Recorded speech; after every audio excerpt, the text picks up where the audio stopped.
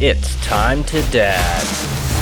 Hey guys, welcome back to another episode of Time to Dad. I'm here tonight with JT and Joe. Appreciate you guys coming in, joining us, hanging out. I'm going to preach again on that specialist episode. A couple episodes ago, we released the our second specialist episode, and we had Nick, the other Nick, on the podcast. His wife is in the special education field, and we had her on, and we kind of picked our brain on some topics that we see a lot of dads asking. So if you guys missed that episode, go check it out. It's special episode 2 on our YouTube channel. But anyway, what's up, guys?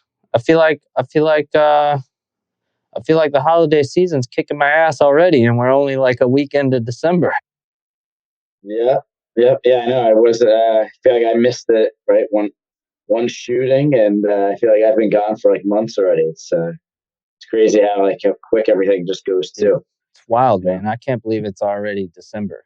I don't know if it's a workload. Like usually this is my slow period at work, but we've been going the opposite direction this year, and things are super freaking busy for December. I don't know what it is, man, but this year definitely snuck up on me, and I ignore all those like only 16 weeks till Christmas and all those friggin' posts. I'm like, man, just tell me when I have like 1 week left to shop, because I'm a last minute kind of person like that. But my wife went out Black Friday, but I went out and looked at a couple stores, just being selfish and looking for shit I was looking for. I wasn't really shopping for the wife or kids or family or anything, but prices are ridiculous, man. I think a lot of people are gonna feel the crunch this holiday season when with the price of goods and things. Yeah, crazy. Yeah, that's actually. We were just talking about that, my wife and I, the other day, because we're trying to figure out what we should be getting our oldest son, the baby, whatever. He doesn't know what's going on. We'll get him a few little things.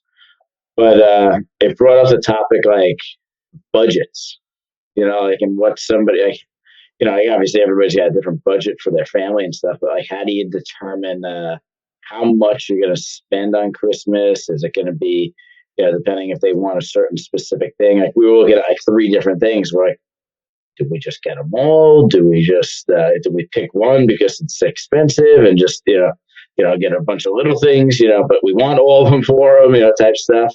Do you guys have like a budget that you stick to for the kids? How's that kind of work? I think we just wing it, man. I guess you kind of know that sweet spot for where you want to be, but we haven't hit that age. I don't think any of us have kids that age yet where like all the kids are talking about that one toy that's like, I don't know, upwards of $100, and you're just like, like, like Joe, you're at the age where you could go shopping with your kid and he'd have no idea the shit you're putting in the cart is even for him. Same with JT. So I mean, listen, we can get him a Matchbox car, and if that's what Santa brought, he would be just as excited if we came home with a real Mercedes for him. Yeah, like that stuff doesn't matter. Emerson did want this like bluey fucking.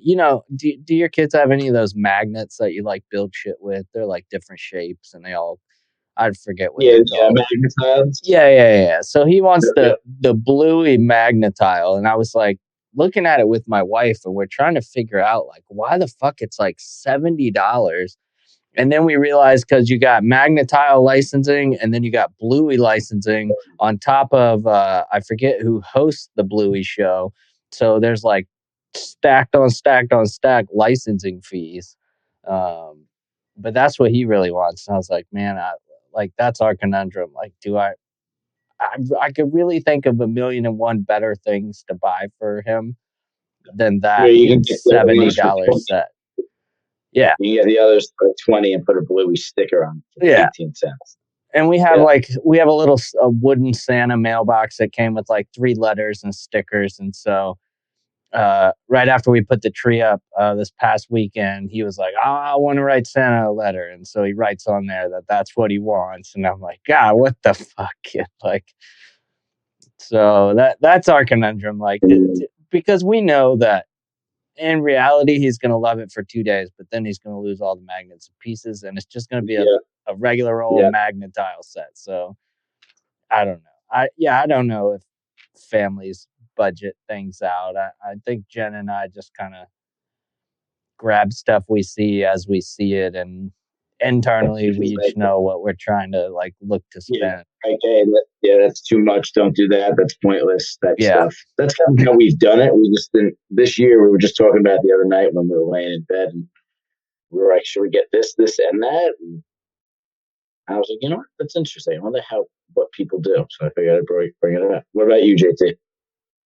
Kyle and I, we're on a very stringent budget. We between because we've only got Jasper and he's a baby, so she nor I really feel that it's necessary to just get him a bunch of toys. In fact, most of his Christmas is going to be stuff that that's practical, like clothes, stuff like that.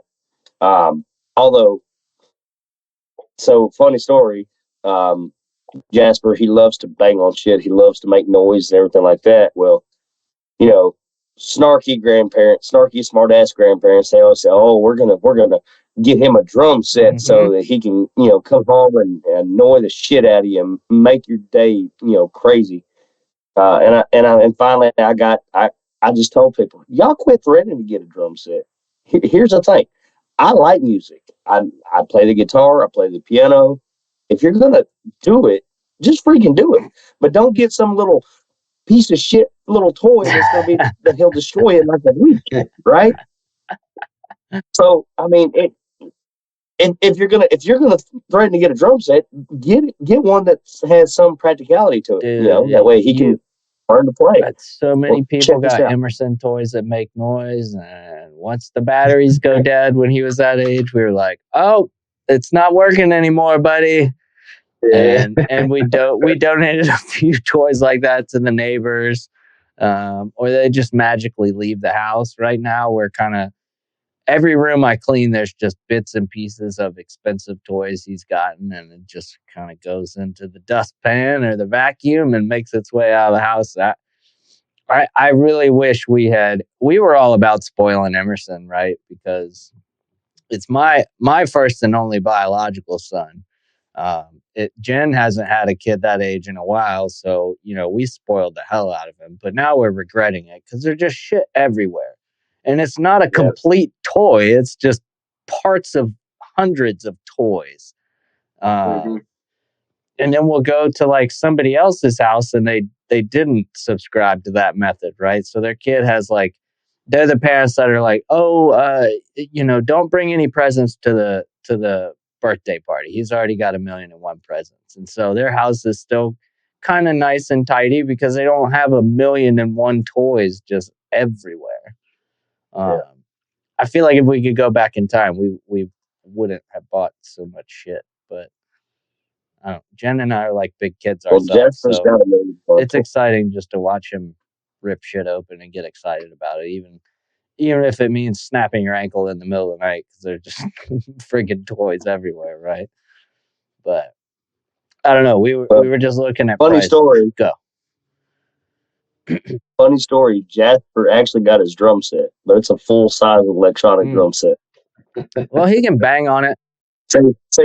I see that I was given the option. I was told, my mother-in-law, bless her heart, she decided, okay, well, if you put it like that, that's a pretty valid argument. So I'm gonna go ahead and invest in his future. Yeah. She says, go find whichever one you want me to get him. That way he can, bang on it and play on it and everything like that. And then as he gets older, he can grow into it. And if he decides to learn, okay, cool. See, so I used to drum. But that's value buying, right? It's not the cheap.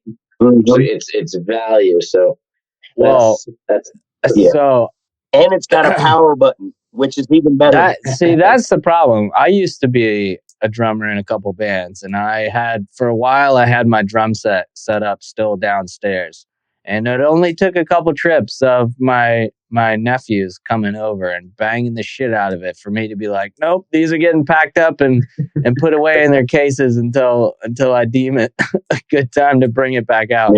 Because I love music too, but it'll get on your goddamn nerves. Just give it time. Well, like I said, a power button definitely That puts things in my favor. Yeah, I do not have a power button. Yeah, so I thought about getting him a traditional trap set, but I was like, he's a kid, a very small kid. That a regular trap set drum would not survive my son. He's a little hurricane. Yeah, rip it apart. And so I was like, all right, well, why not go ahead and get him an electronic drum set? That way, as he gets older and he wants to play, he can get some headphones and he can jam to it. And all I have to hear is just the tapping from the sticks on the. Well, that's the funny. So parents think they can buy an acoustic drum set and buy the little muffle pads. No, it only muffles it, but so much. I've used muffle pads for quite a while, and it'll keep you from pissing off your neighbors, but it's not going to keep you from annoying anybody else in the house. So electronics is the way to go for sure. Yeah. Long Island houses are too close, so everybody would be right next to you. My freshman year, I brought I met this guy that was into like kind of like grungy kind of punk rock, and he convinced me to take my drum set up there, and thin ass walls and a college dorm, and I still took my drum set up there, and we'd just play whenever. Nobody ever came and bitched, so it's like, all right, I guess people just don't fucking care. But I said YOLO. That's funny. We used to live out in the country, and my buddies and I used to play the bass. Had a buddy of mine that played guitar. Another one of my buddies, he played the drums. So we had this huge walk on, wrap around porch, and we lived out in the middle of nowhere. We would just get out there on the front porch and just fucking jam till 2 or 3 o'clock in the morning. Didn't have to worry about not one person taking a fit. Yeah, definitely a different world out there. Well, Long Island, it's I remember being in college and we threw like a house party. Like we went to our neighbor's houses, like knocked on the door. But just so you know, we're gonna have like 40, 50 people over. That's nice. And, like I remember when we did that. And were the cops pretty big on that there? I feel like they got bigger shit to worry about in Long Island. They always came if there was noise violence, like noise ordinance, stuff. So they would bust up high school. In Long Island, there's not much, like where we live, there was not much going on. So, yeah, high school parties were kind of, that thing where they'd come down, take it out, pour it out, bust everybody out, and just tell everybody to leave. And then they'd only grab the kids that tried to run. Yeah, something stupid or smart ass and stuff. But I remember the one time we did that, and then I don't know how, but someone finds out that the cops were called because the neighbor, and then we were running to get everybody out. Get out of the house. Yeah, they're coming. Get out, everybody. Good time. Yeah. Well, shit, here in Texas, to avoid noise ordinance, to start, calls and everything like that. Say you live in a neighborhood, all you have to do is formally invite all of your neighbors, whether they come or not. They can't call, but if they call, then cops ain't gonna come. Texas is so great. It is. I don't want to live there, but it's so great. It's amazing. Oh shit! I got my buck, y'all. I got my buck. Karen down the street around here will call the cops on you because she can hear you yelling at your kids with the windows open or some shit. Yeah. Whatever. Totally. That's amazing. So you can just like send them like a letter and just be like, "Hey, I'm having a party. Come over." Yeah. And then they can't call cops for being loud. Pretty much. I have avoided many cops coming to the house. That's so funny. How the fuck do they know? Are they like, oh, no, you can't call the cops because he invited you? I've even invited the cops. Oh, well. I don't recommend that. Obviously, they're not going to come. I mean, so when I say cops, I mean cop, because we had one constable in this little town that I was living in. There you go. Yes, that's true. Like we didn't know the cops. Yeah, but I'd send him an invite, and he would rarely show, but even then, he was kind of an old geezer, and he'd bust up some kids with some drinks and everything like that. He'd be like, "You give me a couple of them beers, I'll let it go." Like, here you go, take that. Texas is on a whole different continent over there, just doing their own thing. Oh yes, yes. Texas is like all the movies that we watched as a kid. It I was is. man, It's I like wanna live that that's some greaser shit right there. Just everybody Yeah. leaves everybody alone. You do whatever you want. That's Yeah. funny. Yeah, and everybody's polite about it too. I mean, for the most part. Until all the That's cool. Californians moved there. They went to Austin, and I don't even consider Austin part of Texas, because fuck Austin. Austin's an Austin's interesting its place. own little province in Texas. I was there. So, I was there 2 years ago. It was very interesting. That's my first time in Texas, and that was not what I was expecting. I've been to Houston and just Galveston area, and I've not been to Austin that I know of. you ain't missing nothing. Yeah. So way back in the 90s, there used to be a congressman that would actually walk 6th Street in a lime green G-string. I don't even remember his name. I was so little, but I was just like, what the fuck? Why? I mean, how is that even okay? But welcome to yeah, Austin. there was a legitimate congressman that would walk around. He had some mommy or daddy. I'll say that. So none of the other. So all right. So the holiday. Well, we just passed Thanksgiving, and now we got Christmas coming up. I know. For a lot of dads, that's family time. I know. For a lot of dads, that may be some alone time without the kids. If they're in a divorce situation, I know there's a lot of unique family situations out there. And JT, we were kind of chit chatting before the show started about you and your dad. I think maybe some insight into all that might help somebody out there. That's I'm sure there's tons of dudes in that situation out there. Yeah. So a little bit of a backstory. When I was younger, I was made to believe that my dad just bounced. Didn't even know his name up until I was 30, 32 years old. I was encouraged to reach out to him. Hit him up on Facebook. Now, obviously, he was kind of standoffish because, I mean, it's not every day you have a grown ass man reach out to you and say, "Hey, you're my dad." So he tried to like kind of make it clear that he wasn't trying to be my dad. He had a family, he had a little girl and everything like that. So I just reminded him, hey, I didn't reach out to you because I wanted a daddy. I just wanted know who you were, let you know who I am, and we can move on from there. Over the years, I've talked to my half brother more than I have him.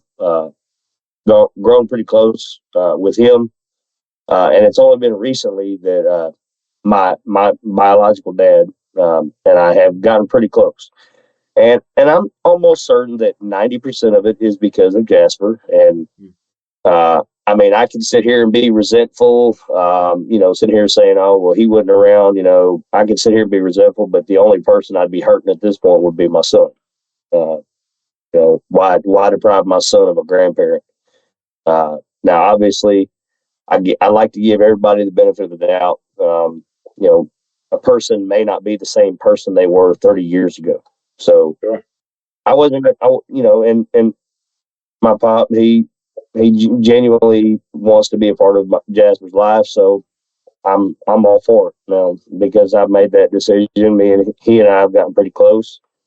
It turns out I've got a 20-year-old half brother. I've got an 8-year-old baby sister. She's hell on wheels. Funny story is her birthday is the exact day before mine, coming up here in a few days. So I'm gonna do like a video call birthday party. Get to share a birthday with her and everything like that. I'm gonna go and get a cupcake so Jasper can be there with her in spirit and heart and everything else. Yeah. But yeah, she's a sweet kid. Are they still in Texas or they're somewhere else? Oh no, they're in Pennsylvania. Oh, that's right. That's right. You mentioned that. Yeah. They're in Pennsylvania. I've never actually met them in person. Hoping to rectify that at some point in the future. But I know there's a lot. I know that I'm not the only grown man who's got children of his own that has had their dad bounce on him for whatever reason. And if you've all I can say from my own experience is, if you can relate to that situation and you have the means, especially if there's any type of resentment or, all I can say is just, if you feel that, you want to try and at least say hello, let them know you exist. Yeah.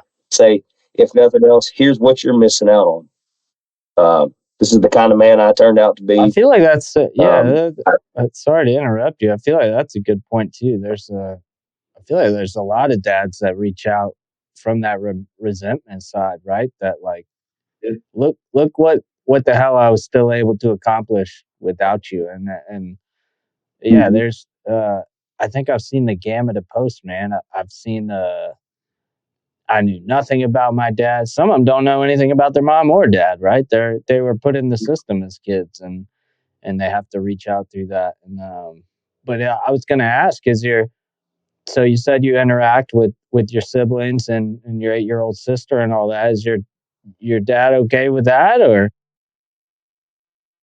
Oh, absolutely. He and I talk every day. Oh, okay. I talk to him. That's cool. More specifically now, and he and I we've gotten significantly closer. So there's definitely been a positive relationship developed between he and I, and it's been really nice. Oh, okay. In fact, is it more like buddy? What is the relationship like? Because I think it's right. Like you met as a man, so it's not like you're here to learn things or ask advice or so it's definitely a different type of relationship. Like, what is it kind of like so far? It is definitely more of a buddy type dynamic. Obviously, I call him Pop. I give him his due respect, but he is my father, and he and I are on good terms. So I feel that that warrants me giving him the respect. Now, obviously, like you said, I'm willing to be a grown man, not trying to learn much from him as far in lieu of that. But now, did you have a father figure kind of the watch growing up or no? No, not much. Unfortunately, my mom was in and out of marriages and relationships and everything like that, so nothing was ever really consistent. Okay. I do have a stepdad, but of course, he and my mom didn't really didn't date until after I was a grown man. And I'll say this: he's definitely one hell of a man. I do look at him like a father figure. And he takes damn good care of my mom, so that's the best I can ask for. But I have also enjoyed being able to take advantage of getting to know my siblings. I've got a younger baby sister, and my wife brought up a valid point. If I was trying to make up for some of the relationships that I could have had with my other two sisters, one of them she and I don't get along at all, and then I have another baby sister who was kidnapped when she was 3 years old. Didn't actually get to meet her until she was 19 or 20 years old. So that was back when MySpace was still a thing. If that tells you, yeah. So my mom reached out to her on my, found her on MySpace after she turned 18, 19 years old. Then Danielle came to visit. Now obviously she's my sister. I love her, but she and I are never going to have that relationship because we're virtually strangers. Yeah. So my wife brought up a point. I didn't really put any thought into it, but she asked me if I was trying to, rekindle some sort of sibling relationship with my baby sister. I was like, that could be the case, but I hadn't really thought about it like that. It's Damn just wife. she's a sweet kid. She's a sweet right. It's like, why you gotta go putting shit in my head? But no, it's been interesting, and all I can say, guys, is if you've got some unresolved feelings, about whether it could be your grandfather, a man that you would have normally looked up to in your life. I mean, you the ball's in your court. So if you decide to reach out to somebody and let them know, hey, this is the man I am today. This is you. I did this in spite of you leaving, or you can just say, let bygones be bygones. You're not the same. Obviously, you're not the same person you were back then. Mm-hmm. I'm not that same person, and then just try and move forward. Because I mean, you got to think. Who are you depriving of a relationship at that point if you've got children of your own? Mm-hmm. Just something to think about. Well, No, I think that's cool that you reached that. Yeah. I don't know. It takes a lot of guts. Takes a lot of guts, Yeah. I'm sure. Yeah.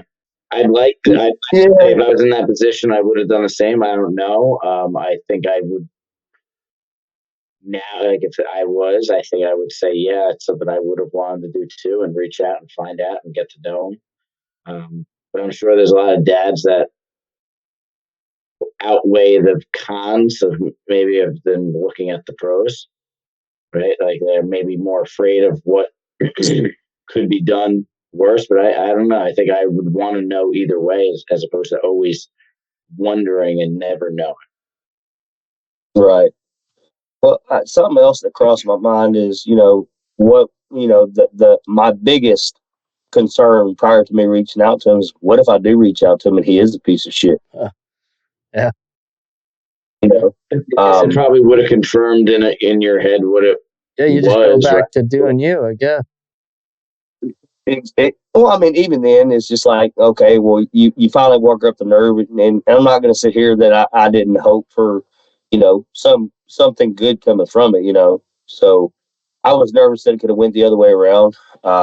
Yeah, I mean, that's always a possibility. And I think a lot of people might avoid trying to reach out to somebody for, out of fear of, out of fear due to, how things may or may not. Well, I think that's probably the biggest thing, right? Like if in your head, hey, you could have this good dad that just doesn't know. So you could always have a good image in your head. And then if you go and find that out and that image is ruined, what could that do to you emotionally, right? Like that's the fear of it, probably. Well, I think that could also be used in a constructive manner and say, okay, well, this is how I've got my children. That's not the man I want to be for my kids. Yeah. So I think a lot of good character building things could arise from it. But I can just tell y'all based from my own experience, it's turned out better than I thought it would, and I'm grateful that I've gotten to spend a lot of time with this family that I wouldn't have otherwise had if I'd not reached out to them. So my dad's wife, she's a sweet lady. They all seem pretty fond of me, so it's really going well. Where do they live? Pennsylvania. Okay, so they're not close to you far though, but oh no, not at all. Okay. Yeah, my baby sister, she asked her mama last night why I hadn't came to see her. She didn't actually think, she's 8, so she's not actually thinking of how the geography works. Smaller, yeah. She thought I was a hop, skip, and a jump from her, and why I've never came to see her. And I'm like, that girl, it don't work like that. Texas is a long way. Well, I don't have quite that scenario, but so obviously when I met Jen, she had a daughter. And so we've got Lily in our lives. And then as I got to know Jen and as we started our family, Jen actually had a son before she had Lily. And just she lived a kind of rambunctious life when she was younger. And just given the situation she was in, I think she was a senior in high school. But she made the decision at the time to put her son up for adoption. And so he was born. He was adopted. Kid was adopted by a great family. Okay. And Jen and her mom stayed in their lives. Obviously, they had some sort of non-disclosure thing agreement between them where um, Jen and her family were just kind of like family friends to the kid, right? And that's Sure. all he knew the whole time. And it just so happened that just like Lily, he turned 18 about a year and a half ago, I think it was. Um, and it was at that time like he knew he was adopted, right? The family obviously told him that. He just didn't know who his biological mother was. And so he turned 18 and his parents told him, and he was like, oh, well, I kind of had a weird feeling. And so he reached out to Jen, and it actually caused a little bit of a shitstorm, um, because when they told him, the first person that he called was Jen's mom, because Jen's mom stayed in California longer, so she had been around the family longer, which kind of pissed Jen off. And understandably, I was right with her when she gave her mom hell about kind of being the first person to talk to him after he found out that they were his biological family. Um, Yeah. but anyway, long story short, he reached out and Jen kind of said her piece about you know you're with an amazing family. I couldn't be in your life, but so much, right? And so Jen's been talking to him pretty regularly, but he's a good kid. He's living a good life. He's talked to Lily, who's obviously his biological sister as well. And the only thing I haven't done is I haven't actually talked to the kid because I know um, him and Jen. It's only been a year and a half, so I know him and Jen are kind of in this weird, yeah, weird space. So I'm just kind of sitting back and like whenever Jen wants to get all that involved, and we'll figure that out. Um, but a little bit different situation, I guess. And then so I've got that in my direct family, but then I also have one of my dad's brother. He's just kind of been in and out of marriages, and he's adopted a bunch of kids, had a bunch of different kids. And so we've had some different people on my dad's side of the family reach out and be like, I don't know if you know or not yet, but we're related. Um, and at first I'm kind of like, okay, there's a ton of Boehms. Like, are they sure they have the right Boehm? And I'll have to reach out to my mom and she'll be like, oh, that's your Uncle Fred's kid from whenever. And I'm like, oh, okay, good to know. And some of them I talk to, and some of them are just I don't know. Maybe it's just me kind of wanting to stay in my bubble and kind of live my life and not add anything to it. But it's interesting, man, when something like that comes into your life and you're the age that we are, right? It's I don't know. It's a unique situation, but I feel like there's a lot of dads that probably run into this kind of thing. Uh, Yeah, it seems more popular. I mean, it's just a matter of, I guess it's not a topic of conversation. I bet you if you talk to people at work, they'd be like, oh, yeah, me too. And they were this, that. It's just well, not something that. I feel like a lot of dads would probably try and not let their spouse know, right? Like, I don't know. Yeah, I mean, Or I guess it just depends on the kind of person you are. Do you just rip the Band-Aid off and throw it out there, or for the longest time, I know Jen, she didn't try to hide it. I always knew that Jen had another child, but we didn't really talk about it all that much because I could tell it was a really sore subject for her, right? Um, so it wasn't really till he like reached out where I got the full story and I got to learn about his biological father and the going on that happened with that, and the reason Jen didn't stay with him, and the reason Jen couldn't keep a kid. And me being a grown ass adult, it makes 100% sense to me why she had to put him up for adoption. But for him, I'm sure he's still working through shit. Um, but yeah, just a few unique scenarios I feel like for dads to think about. I know there's a lot of divorced dads out there that are joining a family with a new wife or a girlfriend that has kids. I know I could talk about that for days when I came into Lily's life, and that kids are just, I mean, Lily could say some brutal ass shit to me. Kids are savages. And I mean, I mean, my personality, I just have a thick skin, so it doesn't get to me. But then, she'd turn when she realized she's not getting the reaction out of me, and she'd say some harsh ass shit to Jen. I mean, stuff that like would almost bring me to tears, and it's not even being said to me, right? It's tough, man, when you have to figure out how to mesh multiple families together and do all that stuff. So, I mean, my heart goes out to anybody that has to deal with that. And I see a lot of dads posting about step kids and where do you if you want to talk about an interesting one that keeps coming up is when I see a lot of posts about moms that are being biased, where you have a dad with his own family and kids, either marries or is dating a woman who has her own family, ex-husband, kids, and it seems like a lot of the posts are asking, is my wife being biased towards her kids? Yeah. I saw one like that. Yeah, was it the one where you laughed at my comment, Joe? Oh yeah. The one about the wife basically kicking the husband and the kids out of the bedroom because one of them came home with a stomach bug, and I see a lot of those posts, man. And I'd like to think if you've got kids that you can welcome anybody's kids into your life and take care of them and love them, right? Exactly as the same you were your kids. But I'm not in that situation. So, I think I show, well, Lily's a tough pill, right? Because she's 19. She's learning some hard lessons and struggling. So I don't reach out to her probably as much as I should.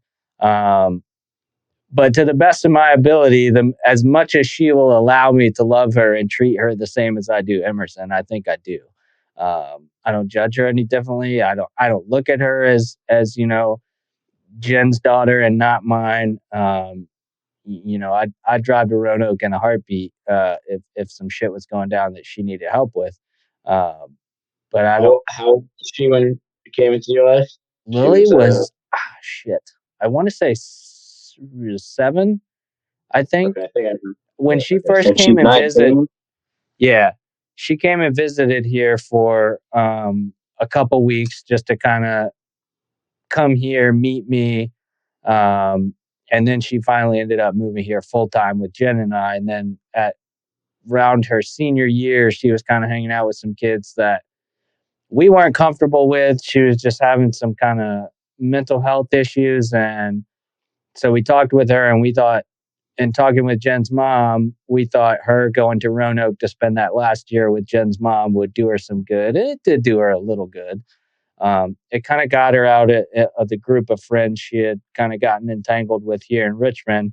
But now she's it's kind of the generational thing that we've talked about before, where kids just kind of have a lack of motivation. They don't want to work. She had originally talked about police force and trying to work at the call center and get into kind of that field, to where now she's just kind of doing whatever. And so it's been a struggle, and we've been trying not to bail her out. Jen's mom bails her out, I know. And her boyfriend's grandma bails them out, but she's learning some tough lessons. And Jen and I are just kind of at the point where we're just like, you got to figure it out, kid. Like we've offered you every bit, right? Jen had a bumpy, 19 to 27 years old of her life was kind of a bumpy thing. And we've tried to share with her the life lessons we've learned. We've tried to help get her on the right track, and she's just kind of hell bent on doing her thing. So at this point, we're just kind of like, all right, well, we still call her regularly, and we talk to her, and her grandma's there in Roanoke with her. But yeah, I don't know what else to do. She just got to figure it out. Influence on her, like is it? I missed. Does the grandmother have like influence on her? Like what? Like where do you feel like challenges? Like, is it Lily rebellion? Lily has a short fuse, and what we know in our hearts as parents that we're saying to her or suggesting is coming from a good place, and it's advice that she should heed. She still has a short fuse and will immediately go on the defensive, thinking that we or anyone else that gives her advice is immediately trying to trash whatever she has going on, right? Which isn't the case. But at the same time, your quality of life is not gonna, yeah, you're just gonna be skating by. And Jen and I don't have a problem having those tough conversations. And she blows up, and Jen will go a couple weeks without talking to her, and then she'll finally call back. She actually blew up on my mom this weekend because my mom was asking what she wants for Christmas, and she wanted some band shirt, and my mom didn't approve with it, which, congrats to my mom for standing her ground, but they had a big fucking argument, and my mom takes care of that girl. You want to talk about somebody who can treat a kid like they're their own, it's my mom. She's a damn saint. And so for her to talk back to my mom, I'm just like, holy shit. But Jen's mom's the complete opposite. Jen's mom will tiptoe around every subject to make sure at no point does she, trigger Lily or get her on the defensive. And it drives my wife nuts, and it drove me nuts for the longest time. But now I'm just kind of like, whatever. Like, I don't know what to do at this point. I was just going to ask, does Jen and her mother, do they go at it, or do they tiptoe around? So they go at it all the time. So the grandmother doesn't want to do that with the granddaughter. No. Well, so Jen doesn't just argue with her mom to argue. When they butt heads, it's typically over a discussion about Lily. It's about which way is the right or wrong way to approach it. Yeah. For instance,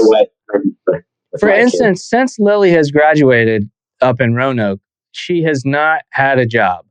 And so she moved in with her boyfriend, and her boyfriend has an okay job. He's got a, out of high school job. It's not a career or anything. But his grandma has been kind of taking care of them. And Lily's been like this stay-at-home teenage girlfriend. And so when we found out her brother was getting married and we were going on the cruise, we were like, okay, we obviously all need to go as a family. So we had planned to include Lily. And Jen and I paid for everything. And the one caveat was, by the time we leave for the cruise, Lily needed to have a job, and she had to pay for at least her plane ticket down there, which I think is like $400 something, right? And she, to this point, she still has not had any motivation to get a job. And so the latest discussion because I'm hell bent on just not letting her go. Judge me for that all you want, but I think Jen and I have given this kid every opportunity to pull herself up and start being a friggin' adult. And so I flat out told Jen, I was like, she's not going to go with us. Like, this is a lesson I think she needs to learn. And I think it's one that will finally hit home when she realizes she's missing out on something like that. Well, if she really wanted to go, then she can make a decision. Exactly. To go work and get that done. And so Jen's mom the story you're telling. I'm sorry, go ahead. No, you're good. I was going to say the story you're telling is old as the has the beginning of time. I mean, shit. Yeah. I mean, what kid doesn't know more than their parents? Or yeah. I mean, shit. I remember there wasn't a damn thing my mom could tell me that I didn't think I already knew. I mean, I was probably 23, 24 before I realized that the shit my parents were telling me was not trying to sabotage my life, right? But at the same time, I mean, I was working when I was, I think, a sophomore in high school. I was working weekends so I'd have spending money and could be independent. And she's just not even there. And but that's been the biggest strain between Jen and her mom. Is now the discussion is Jen's mom was like, well, I'll pay for her to go. And so and she's like, Lily will pay me back. No, she's not going to pay her back. So that just becomes money. a huge issue, and I don't mind being the bad guy. It's whatever. Jen already catches enough shit. When what's her reason for not working? She just literally says she doesn't want to. Yeah, well, she says she applies for jobs and things like that, but she was talking to Jen the other day, and Lily was like, well, they called me for an interview, but I told them, I don't remember exactly what she said, but it was something she said like, I need to only work like, it was either X amount of hours or X days a week to like build my stamina up to work.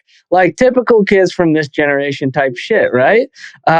Which is a huge fucking red flag, dude. So it's just, they say this stuff and I'm like, what world are you in? Like, it's a combination of a hard-headed teenager and just that generation, man. It's all I could say. And I don't fucking know what it is. It drives me nuts. It drives Jen nuts, but that shit makes my head hurt. That shit makes my head hurt. And Jen is like, well, no wonder, because she was wondering why she didn't get called back or hired. And Jen's like, well, you can't put shit like that can't be part of your interview. They tell you to work on Saturday and Sunday, and you're going to work Saturday and Sunday until you work yourself up. And she's worked like her the end of her junior year till the time where she moved to Roanoke. She worked at a Panera Bread here, and it was fine. It was fucking annoying that they thought they could work a 17-year-old till 9:30, 10 o'clock on a school night. But she worked there, and everything was fine. So I don't know where this whole mentality of I need to build up stamina to work, it just drives us nuts, right? That's a new one on me. But man, I don't know if they're supposed to tell us or not, but anyway, they'll bring people in and interview them, and they're kids fresh out of college and want like 6 figures. And they're like, we have senior people in your position that aren't making the salary that you're requiring.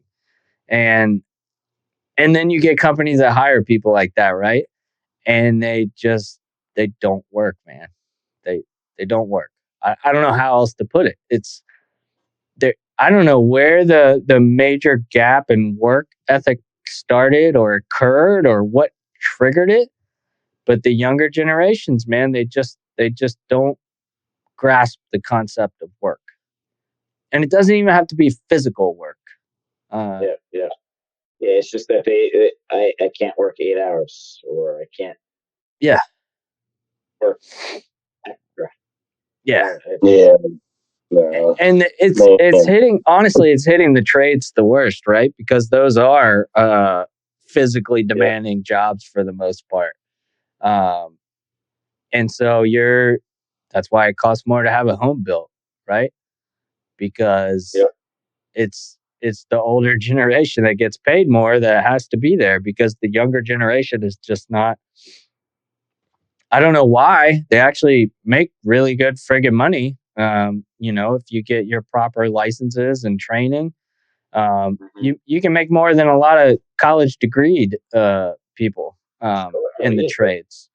I don't know what it is. I mean, maybe that's a topic for another day about the upcoming generations.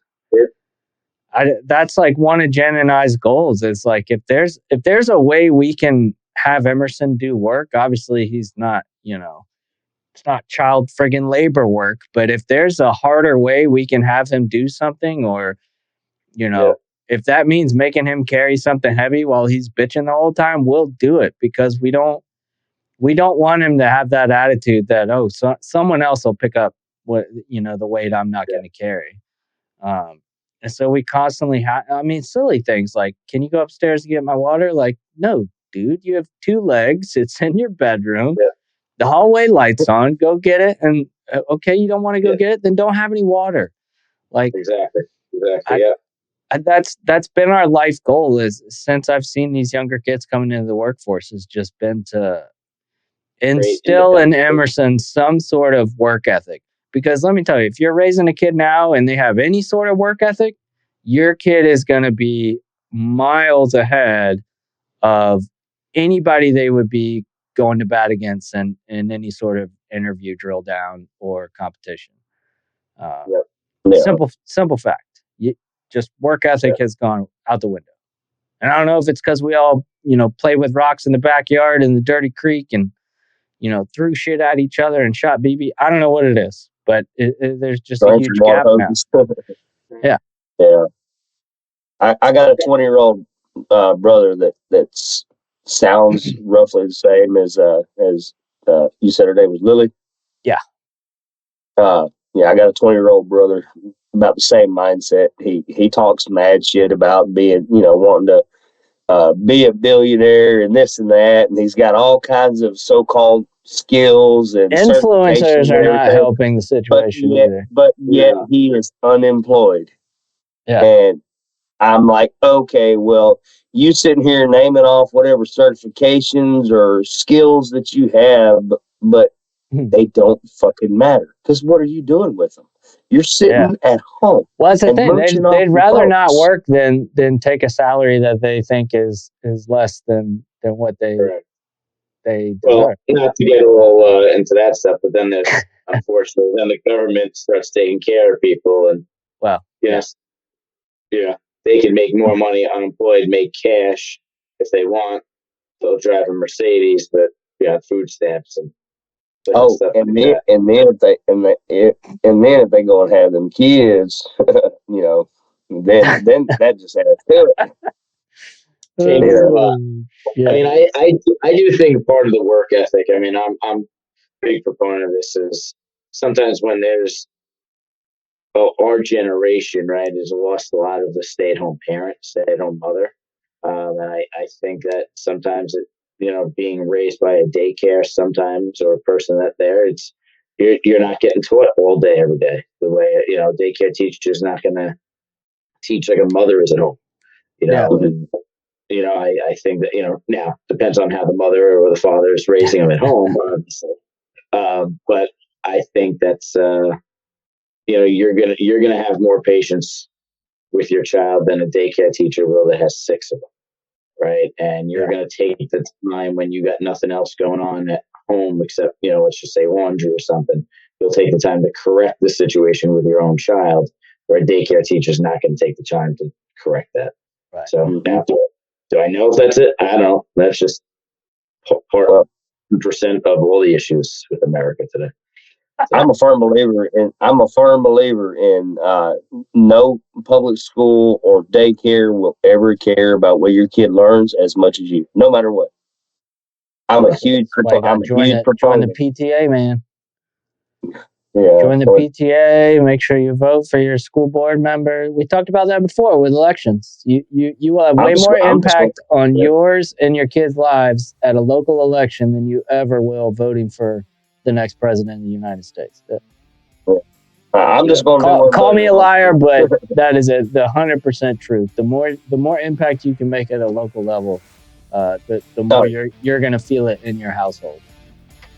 Absolutely. Well, we'll have to revisit the topic about work ethic because it grinds my fucking gears. But it's been a pretty long episode. So thank you guys for hanging out. Maybe if you've got a distant family member or something you need to reach out to, maybe your parents have been in your lives. You just haven't talked to them in a long damn time because of some issue. Hopefully this episode can maybe help you kind of weed through that a little bit and kind of center your mind and send you in a different direction than you've been in. If you guys got any questions, you can always catch us in the Time to Dad Facebook group. We'll be on there. Happy to talk to you guys. Leave a comment here. Thanks for hanging out, as always, and we'll catch you guys on the next episode. See ya. Thank you. Later.